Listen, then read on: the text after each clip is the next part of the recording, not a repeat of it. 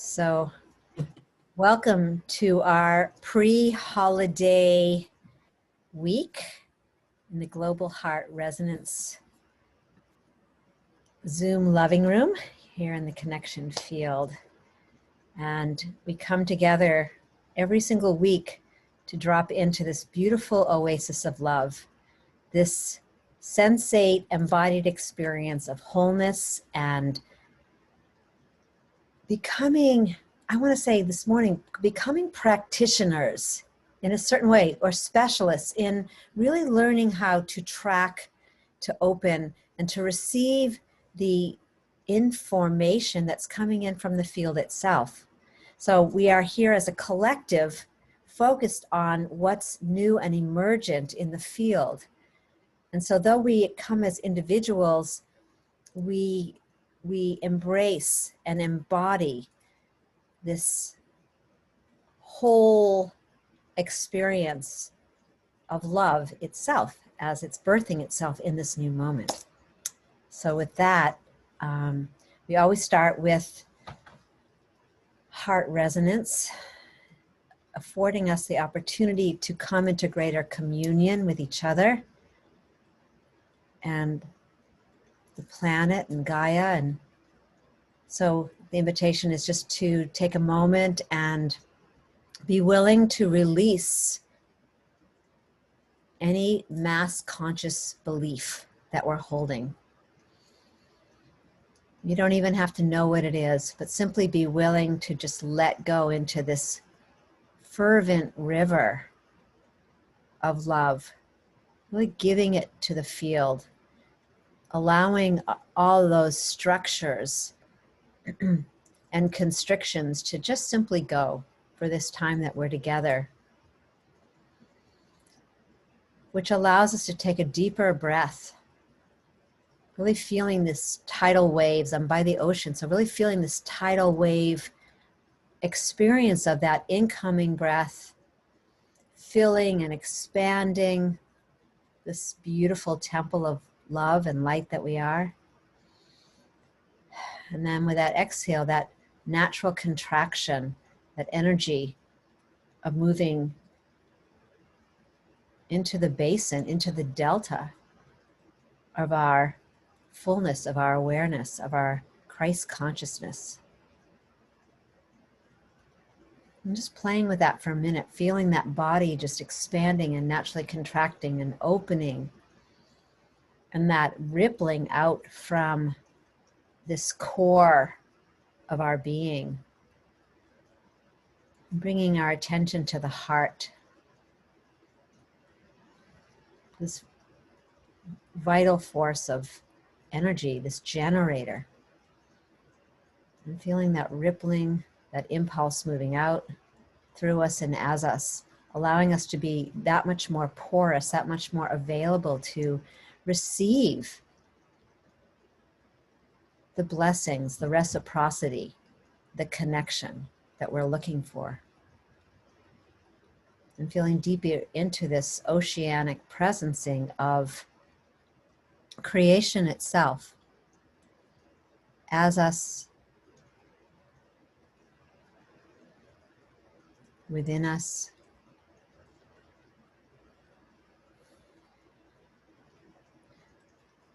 and connecting in with the heart of the earth and the heart of heaven. Really feeling those two poles of energy that are merging as a toroidal field of love through our central heart. That point of stillness, a point of convergence. And that we are this gateway of that, this beautiful diamond light.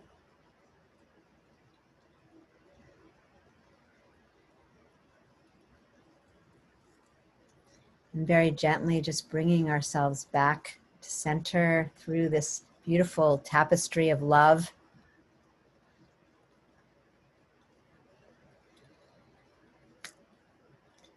And with that, I'm going to pass it over to Nahid, who's going to bring in our beautiful reflection and really open the way this morning. Feeling this collective heartbeat. So with that, Nahid, it's all yours.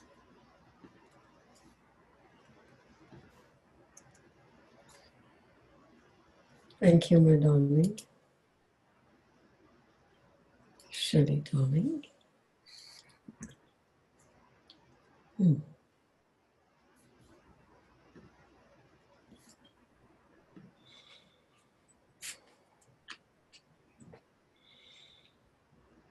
At the time of Thanksgiving, I feel there is a need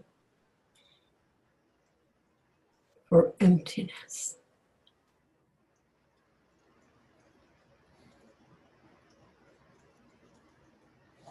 Of all the beliefs that you said, it's the time for releasing them. In that emptiness, this is the opportunity for the experience of that convergence point.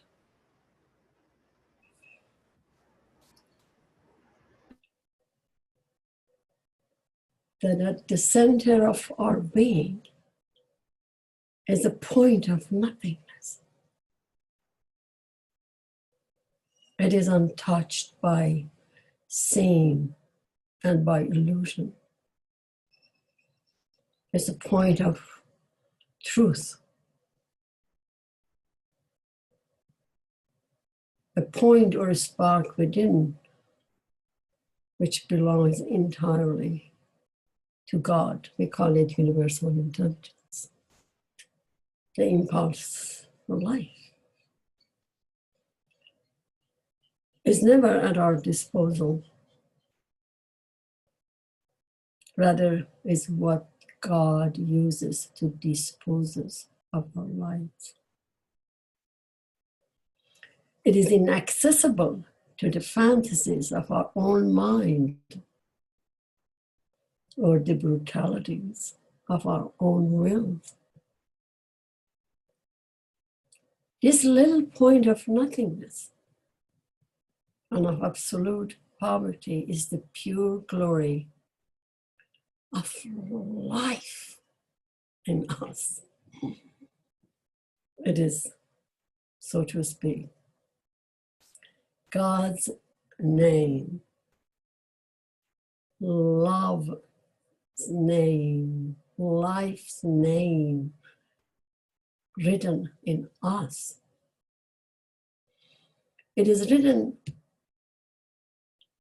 as our poverty, as our indigence, as our dependence, as our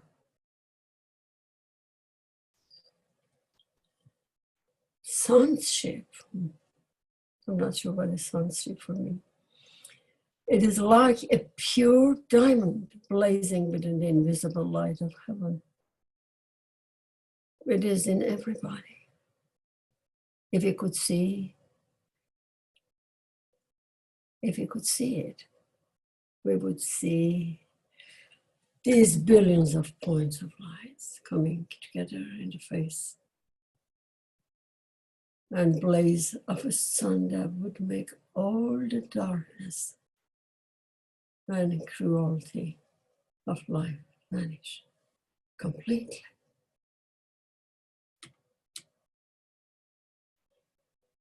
That quote was written by Thomas Merton.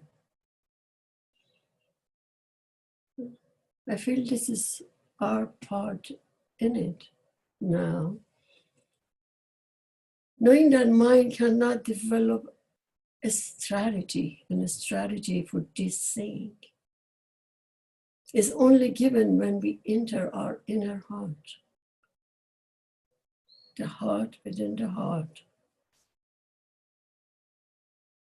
is a point of nothingness, a place of shedding of all what we think we are.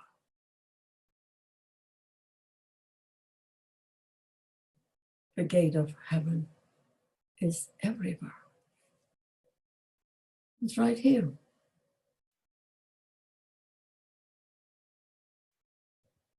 How aligned are you with this point of nothingness? How often do you go there? What is your relationship with this diamond within? That's the inquiry for today, my beloved one.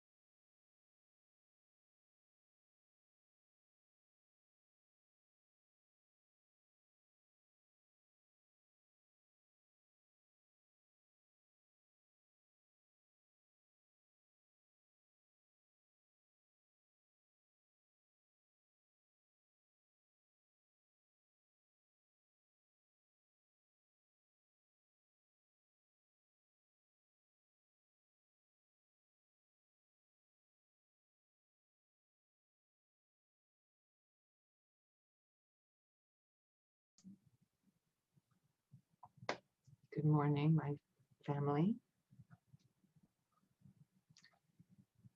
Thank you, Nahid. The inquiry is, how often do we go into the heart of hearts? That's what I heard. And in that place, since it's timeless, it's hard to say how often, because there doesn't seem to be an end to it. It's a continuum of being in the heart all the time. So there's no other time out of it.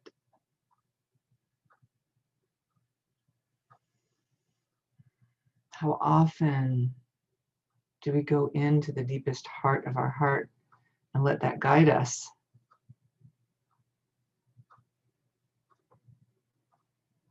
The practice is to stay there. It's like, oh, well, I did it 10 times today. That's how often I went. So I'm feeling like it's just where we choose to be. And when I step out of that, it's just my mind playing tricks on me. And when I can know that I'm in it all the time and go deeper into my heart, because a response wants me to do something besides love, then I've stepped away. I took one step out of the deep inner part of my heart and have responded in a way that is different from being in the heart, deepest heart of my heart. So, how often am I there? As much as I can possibly be.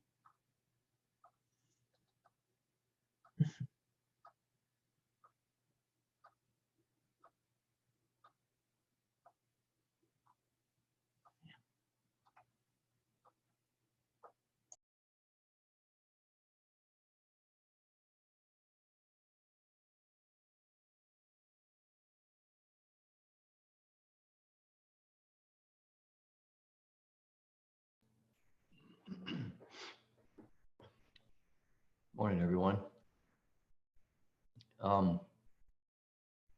You know, being part of the Good of the Whole, Resonance Lounge, and all the other pieces that have really helped me over the last couple of years, I've come to a different place with myself, and this is just my story around this. I always had a problem with this thing of letting go, and it became such a buzzword. Oh, all you have to do is let go, let go. I'm going, well, what am I letting go of, really? Letting go of the tension in my body. We do a breath exercise and allow that to happen. But then when I started to allow the expansion to happen, I realized that there is nothing outside of the whole that is my heart space to differentiate it from that heart space itself. So I say, well, and I still do, like everyone else, like Linda, you just eloquently said, how much time do I spend in my heart space and how much time out? And I'm beginning to realize that there is no out. I'm always, always, always in my heart space, because that is the life force that we breathe in and we breathe out, and it takes many different forms. So when I say now letting go, what I mean is, what resistance do I have of becoming consciously aware of the oneness of my heart in connection with the whole? And so it's a matter of me really taking a look at, when I say I'm out of my heart space, what does that mean? That means that I'm still in my heart space, but I'm somehow resisting being consciously aware of that.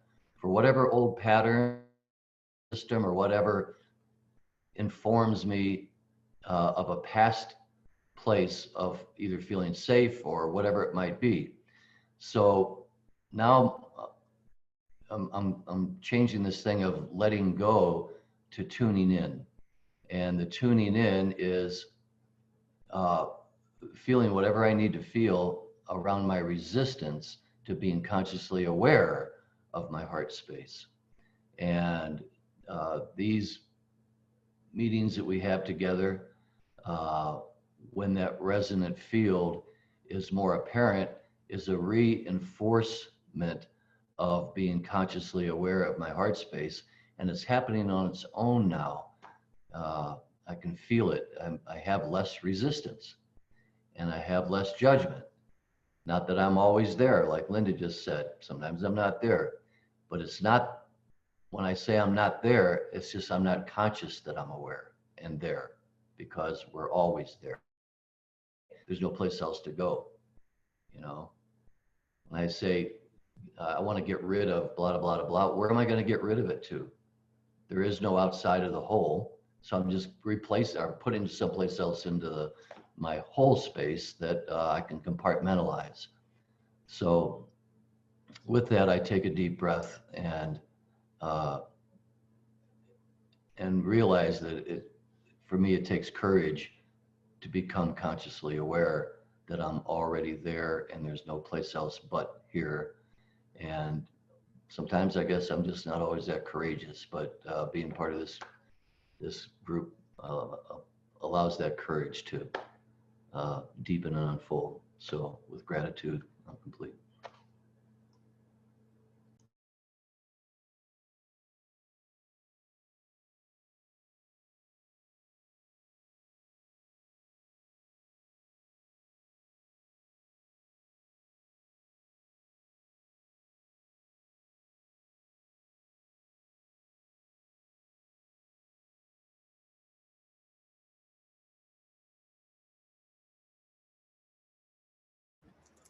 Okay, pop in.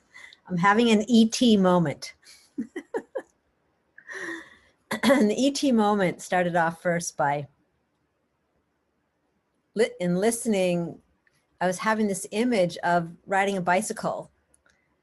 And, you know, like when you're really young and you're riding a bicycle and your foot slips off the pedal and then the whole bicycle kind of goes like this. And the whole point of learning to ride a bicycle is to find that balance, right? and to find that centrifugal force that can, where I stay aligned with the force of life itself, really, essentially. And so the ET moment was, all of a sudden I started seeing ET, and the kid riding the bicycle, and ET was kind of going up, and ET being that, just such a love force, just such a love force and a force of innocence. And when I think of that diamond light, that place that lives within each one of us, that's a constant impulse, like a constant impulse. of goodness, of purity, of, you know, healing.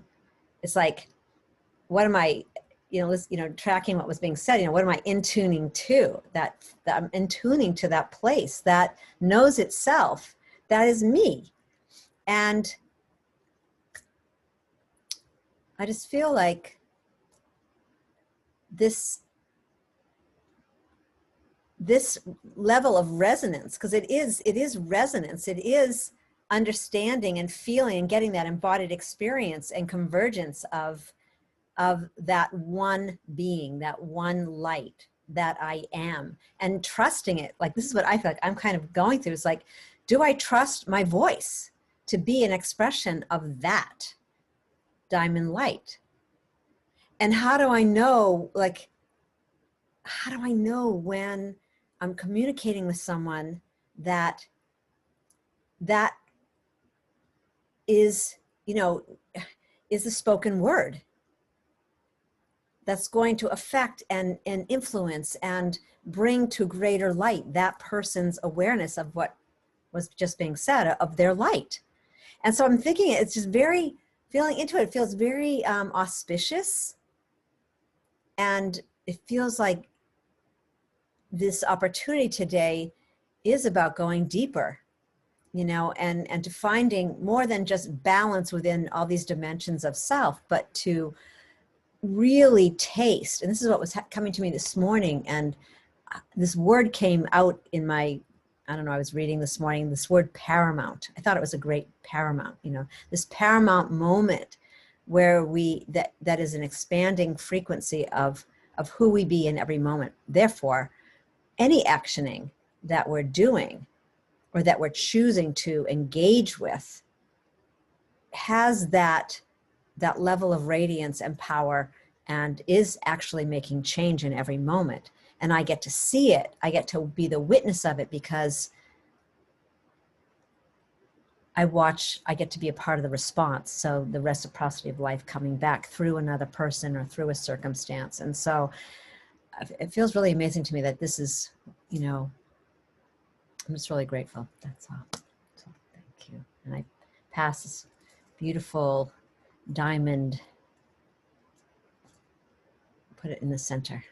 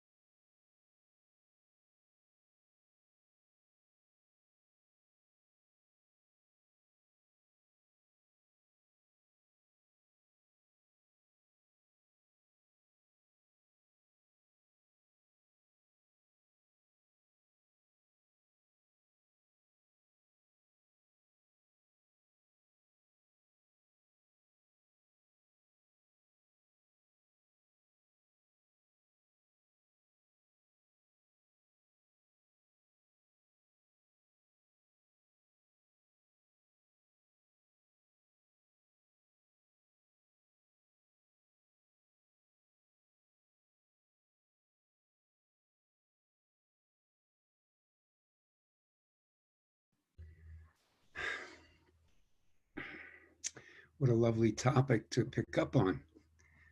Good morning, everyone. Wow, we really got right to it this morning. I love that. And, as human beings, and I've been thinking about this a lot, as human beings, we're fascinated by the illusion.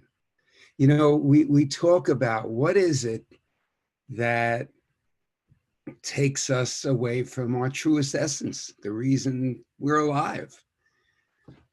We're fascinated by the illusion. We go to to magic shows. You know, in Las Vegas, the magic shows and the illusional beings, or the illusional shows, that they command the biggest price. You have to book them 3 days in advance. It's the biggest act that you can possibly see. You know, as human beings, we love to be fooled. We applaud it. We hold it in such high esteem in every way. But that's the best example that I can ever think of. You know, we have a propensity to get attracted to something that takes us away from where we truly should, or what we should surely be attracted to. And, you know, I think that human beings, they very often, you know, abandon the thought of being, or they need to abandon the thought of being perfect. Because we need to always look to the outside for that perfection.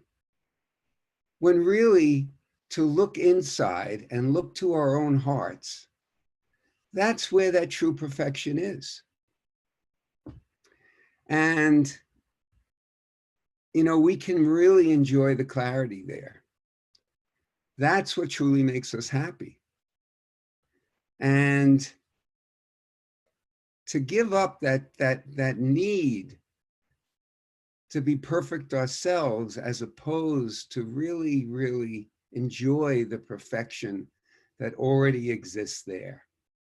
And you've been just talking about that, about how do we remove that interference that really blocks us from seeing what is already there. We want to be fooled. We want to be social, but, you know, social media grabs so much of our time these days. We want to look at that. We want to be taken. Yet social means to come together. And social media has two sides that automatically alienates us. And our whole idea of looking to the outside and finding answers to reinforce who we are just causes separation. And the total union that we strive for already exists inside of us. So to prioritize that is a real key. At least give it a little bit more than equal time. Give it 55%, because it's so fascinating and it's so seductive. And we want that big show, yet the biggest show is inside of us. So it's not like abandoning this world. It's enjoying what really this life has to offer us.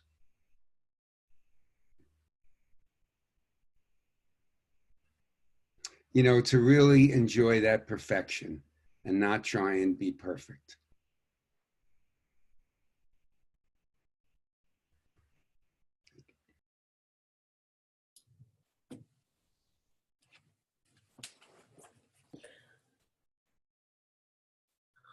Blessings, blessings to all of us. For this very moment,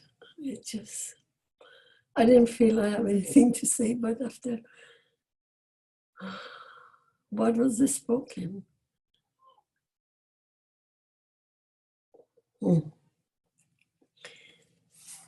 This inner show, the show of the inner light, I feel there is a possibility there. when it gets us engaged, whatever, 55%, 70%, whatever, but when it gets our attention,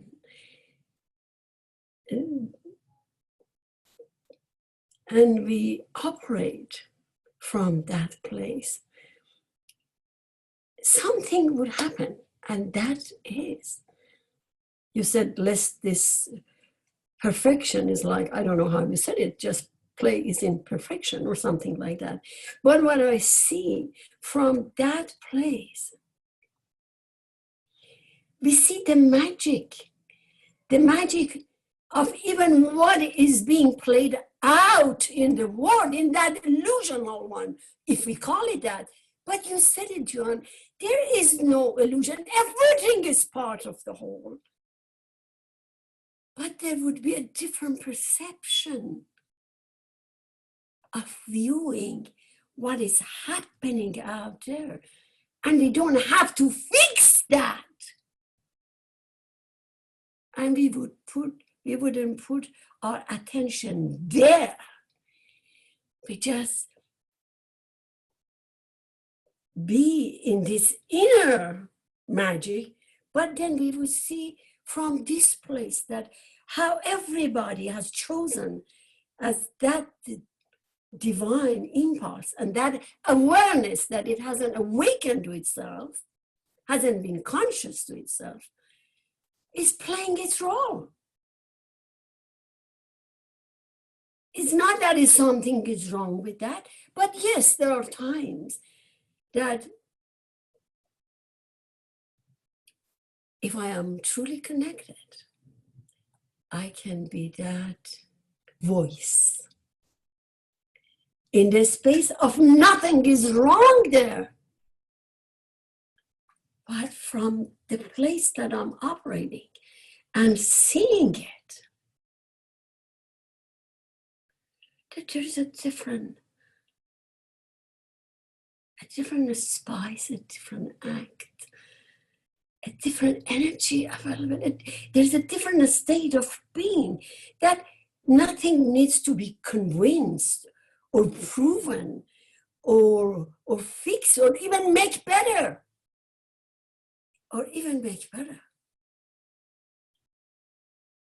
I'm not sure if I can communicate what I am feeling. It's from this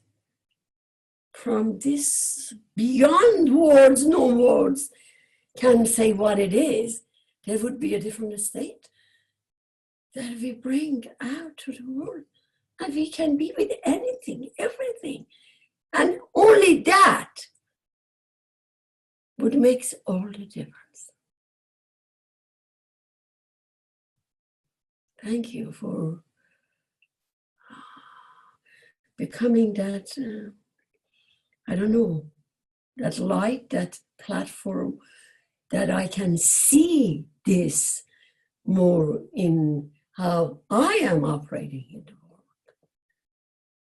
Thank you.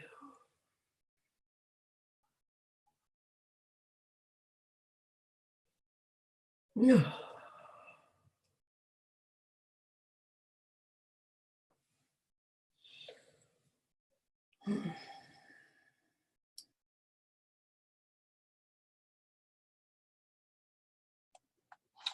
I'm led to follow up with a little story about the illusion. I have to ask, why don't we trust? You look at the honeybee and it goes around from flower to flower collecting honey. And if you ask it what it does, it says, I collect honey and take it back, the pollen back to the hive. But in the process, it's pollinating the flowers. And it's not aware that it's pollinating the flowers, it's collecting pollen for the hive. So to our lives, you know, we talk about, am I aware of my heart? Am I following the guidance? Or am I in my ego? And the question is, why don't we trust that just being true to who we are, the best we can, period, we're doing what we need to do. And we may be going to the Home Depot to get a board, And being who we are, we may give a nice salutation to the cashier and make her day because everybody else has kind of pissed her off. So, you know, it's like, why don't we trust that being true to ourselves the best we can is all that's asked for and nothing more? Takes a lot of pressure off. Be a honeybee.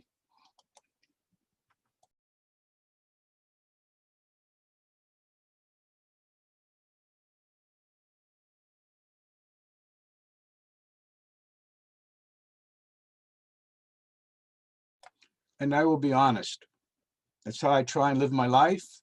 Even when I'm in traffic and I get really annoyed at some of the lousy drivers, because in Washington, the people who come here come from all over the world, and they all have different ways of driving in traffic, believe me. And sometimes I do not keep my patience very well, and I just trust. And I forgive myself and just get on with it.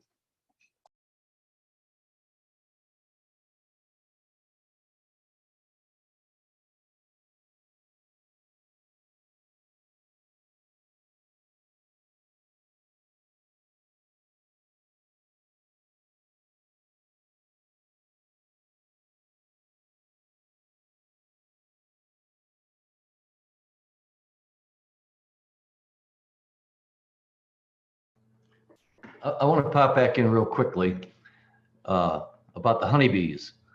So there's an incredible documentary on Netflix called something.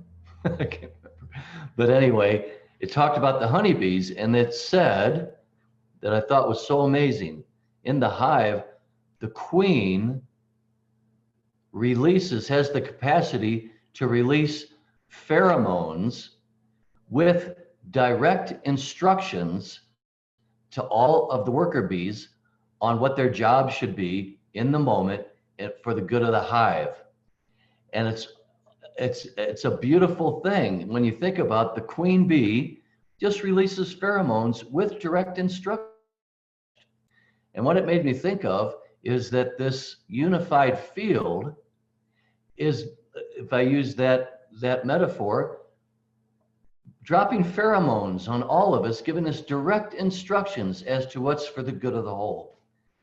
And what honeybees apparently do that we don't do so well is just accept that information that's coming from the queen, from the unified field, and go about our business. And I think, Ken, you were just saying that, you know, and it's like, that is, even when I'm in what we call the illusion, I am still doing my job. Now, can I do my job better? Yes, by becoming more aware of what those pheromones, the information and the wisdom and the love coming from that, I integrate more, and then I am more productive within the hive from that information, and I get upgraded myself in the process. It's kind of an interesting thing. Okay, that's all. Thanks.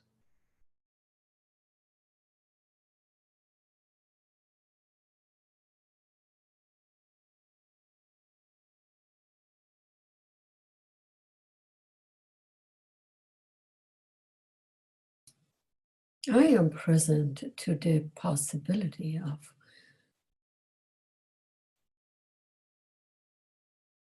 what is available among us,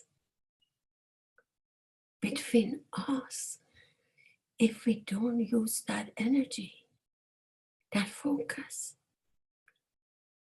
for making it better out there, because it's nothing wrong with that. Something has brought us together. And out there is here. Out there is here, right here.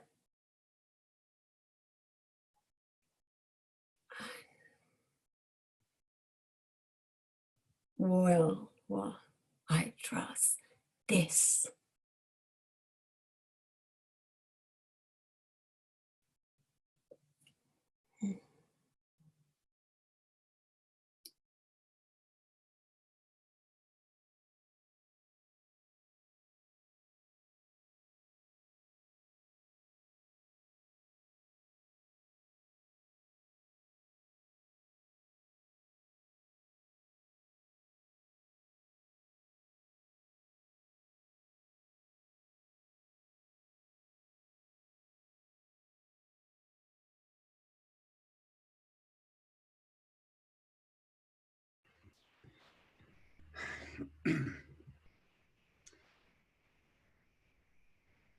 You know, as human beings, we can do it all.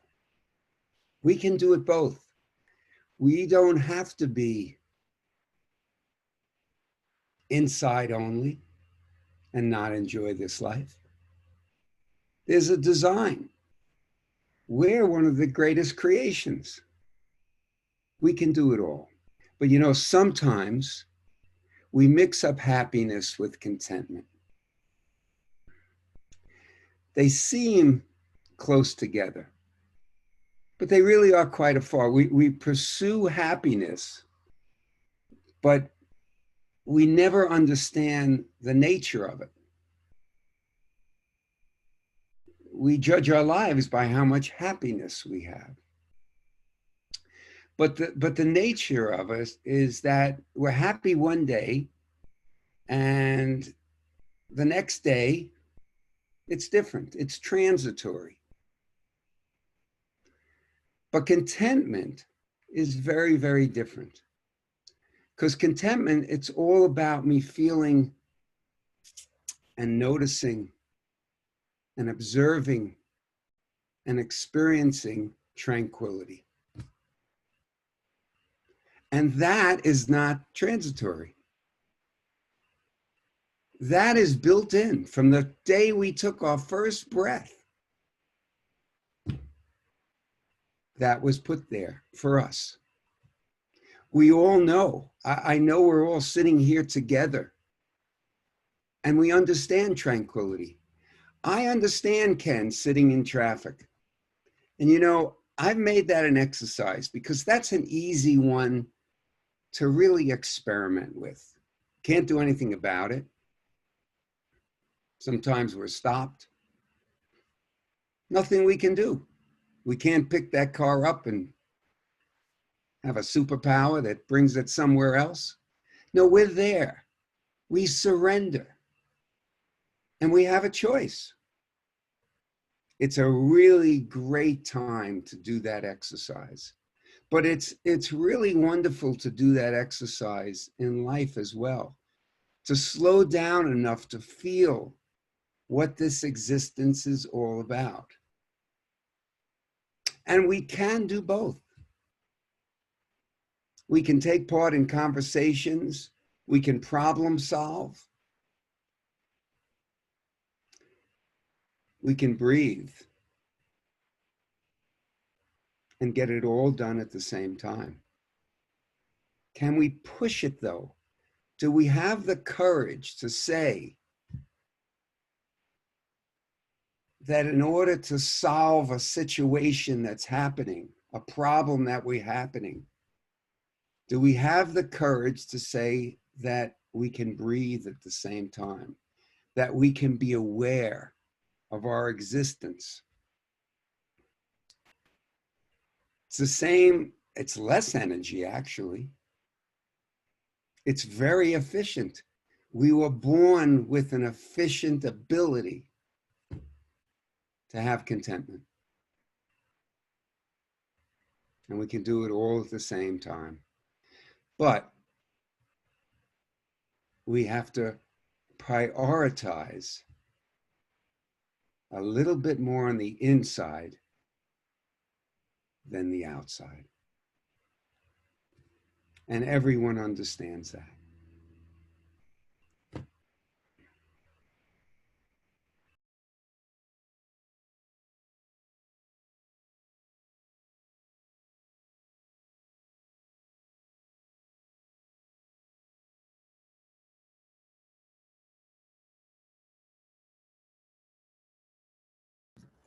Okay, all you human bees living in service for the good of the hive. Sorry. I love it. Oh my God. Okay. So this is a great time for those people who haven't had a chance to share, to trust that little impulse and queen bee instructions, the emergent nectar of your soul essence to come forward. And those of us who've been just chattering away in love and in light, get to breathe it into the depths of our being. So with that, we open to those who haven't shared yet.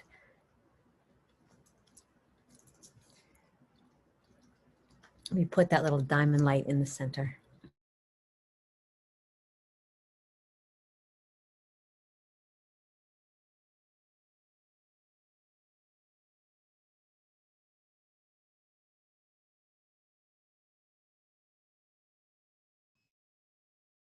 Well, this is Sharon in New Jersey. I'll share.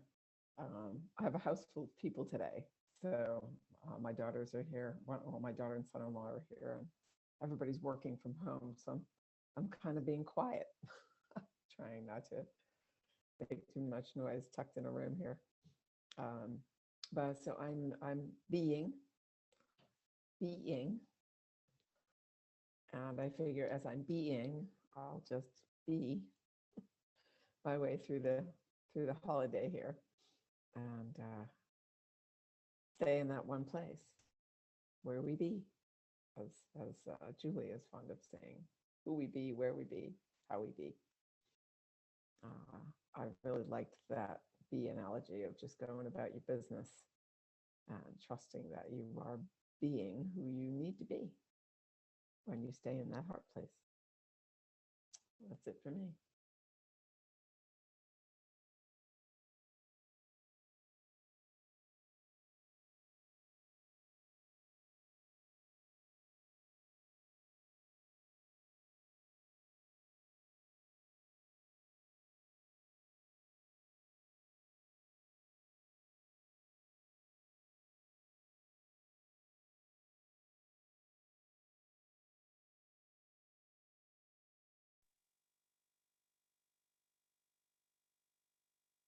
Hi, everyone. I had my speaker turned off. My thoughts in terms of our conversation is that we are born, when we're born, we inherit a museum of all the behaviors that have worked for the last 3.5 billion years. We are programmed to automatically do what needs to be done to compete and survive. That's why we're here.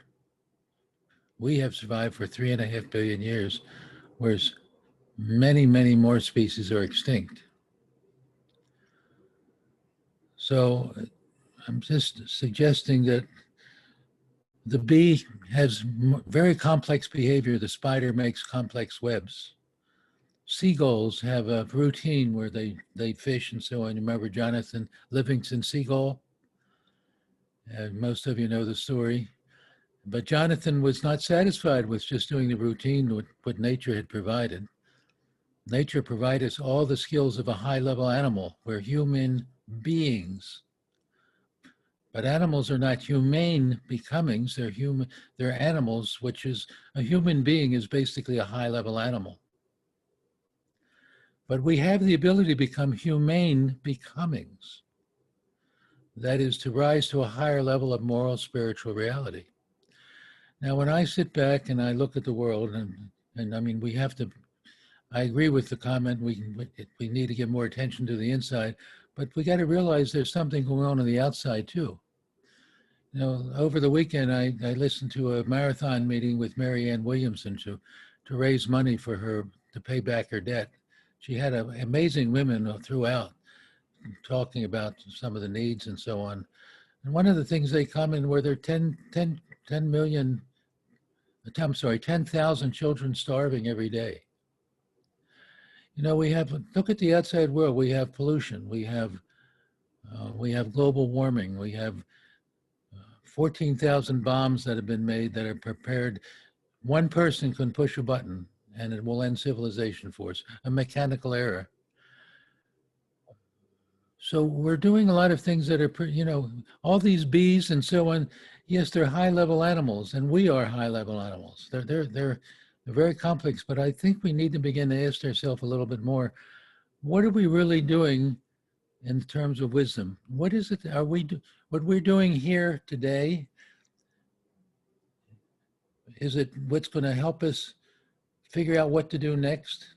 What, if we say all we have to do is sit back and breathe, we're sitting back and breathing while the world is falling apart. That doesn't sit right to me. Maybe it does to you all.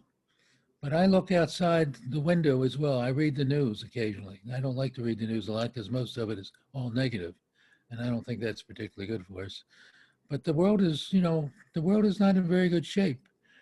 And I'd like to think that we are the ones who have the power, much more so than those kids that are brought up, like in Syria, the kids in Syria that have been in displacement camps. There are thousands of these kids have been chased out of their homes. And one of the things they've observed with these kids is because they get up in the morning and they fetch water, and there's very little education. That's their day. They fetch water and so on. And one of the things that's been observed, they lack imagination. They've lacked education. They've lacked some opportunity that we've all had here. But I don't know that we're using our education. I'll just finish with a story that I've said before. The dairy farm that in its milk, it said, our milk is from contented cows. Another dairy came along and said, our cows are not contented. They're anxious to do better. I think we need to not just be too contented. We need to be a little more anxious to do better. That's my thoughts for today. Thank you.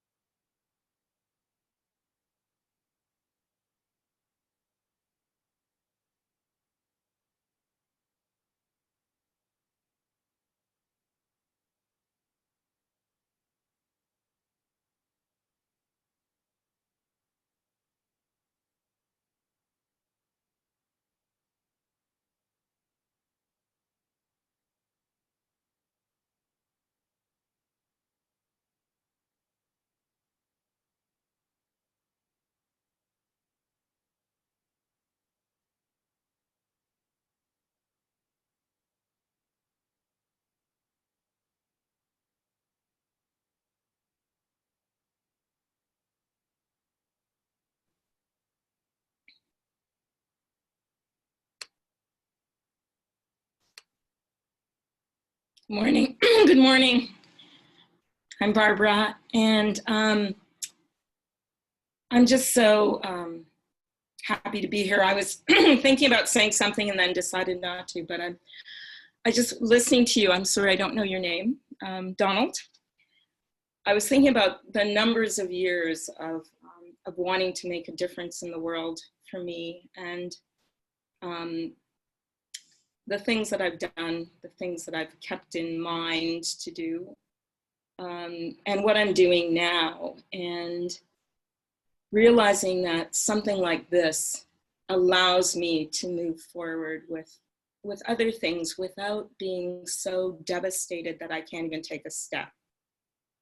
I think I was about 16 when I first realized that there was a whole lot going on in the world, and even younger than that, just looking at my mom and some of the things that she was involved in, and the idea that we were, jumping through, when we were younger, jumping through sprinklers on lawns that had been sprayed with chemicals, and knowing that for years and years and years.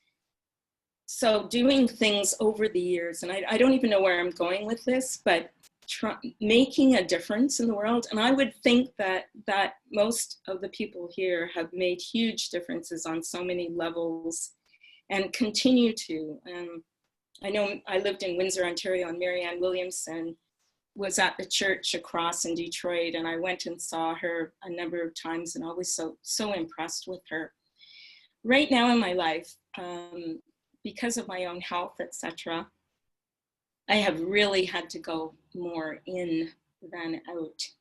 And it's been very tough because I'd rather be out there. I'd rather be out doing whatever I can, like all of us, I'm sure.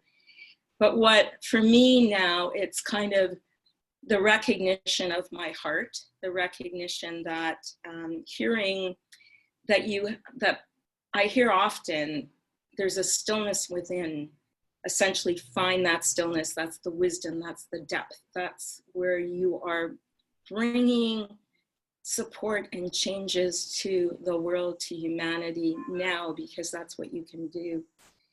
When I started speaking light language, it was like a key had been turned in my heart. And I've realized over the last numbers of years, as I've wanted to be out there doing more active things, that probably the best thing that I can do for the world right now and for humanity is speak light language, because it helps people, it supports people, it takes them to a place of stillness and relaxation. And so hopefully in that, then they're able to step forward into a world and make the huge changes that I sometimes feel I'm not able to make right now. And so I thought, would you mind if I spoke a little light language, just because it helps me, and I would love to support you guys with it if that's all right.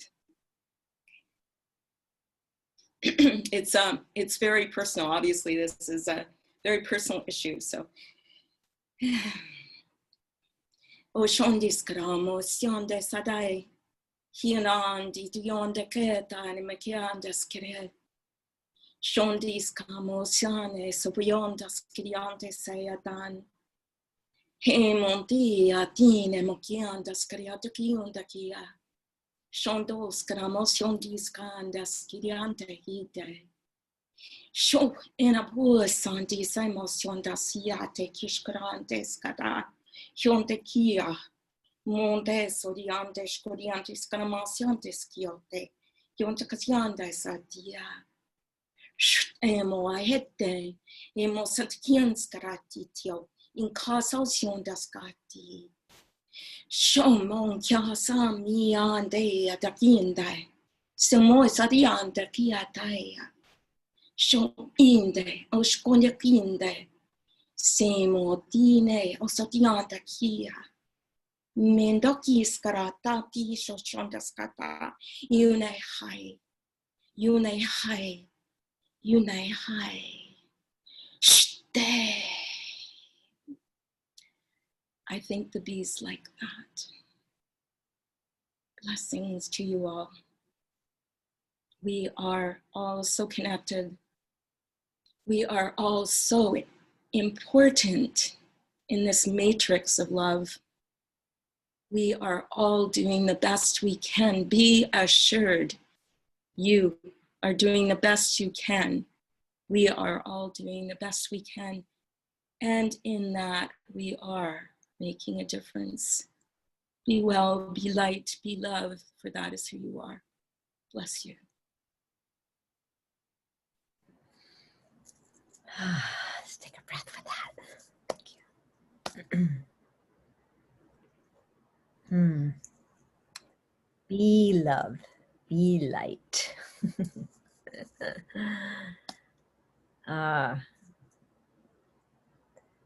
So we're just going to roll this right into the Resonance Lounge. And for those of you who haven't shared, you can pop in first as you feel there. And just want to share my gratitude for this beautiful reflection. Thank you, Nahid. And thank you to all of you who are just standing so beautifully tall and really just this practice of trusting our voice, trusting, listening. It's a beautiful thing. So as human becomings,